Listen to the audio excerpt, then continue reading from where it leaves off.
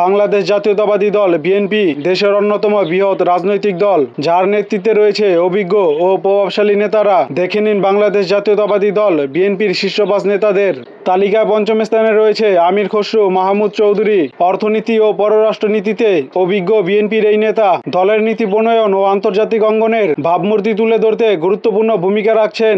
চতুর্থ স্থানে রয়েছে গয়েশ্বর চন্দ্র রায়। তিনি বিএনপির স্থায়ী কমিটির প্রভাবশালী সদস্য। তার তীক্ষ্ণ বক্তব্য ও অটল অবস্থানের জন্য পরিচিত।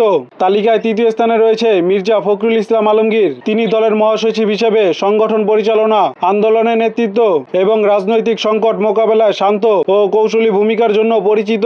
দ্বিতীয় স্থানে রয়েছে তারেক রহমান। তিনি বিএনপির ভারপ্রাপ্ত চেয়ারম্যান, বর্তমানে যুক্তরাজ্যে অবস্থান করছেন। প্রবাসে থেকেও তিনি দলের কৌশল, পরিকল্পনা ও আন্তর্জাতিক যোগাযোগে সক্রিয় ভূমিকা পালন করছেন। তালিকা প্রথম স্থানে রয়েছে বেগম খালেদা জিয়া। বাংলাদেশ জাতীয়তাবাদী দল বিএনপির বর্তমান চেয়ারপারসন তিনি। বাংলাদেশের প্রথম নারী প্রধানমন্ত্রী এবং ৩ বার দেশের প্রধানমন্ত্রী হিসেবে দায়িত্ব পালন করেছেন। তিনি দীর্ঘদিন ধরে বিএনপির মূল নেতৃত্বের প্রতীক হিসেবে দায়িত্ব পালন করছেন।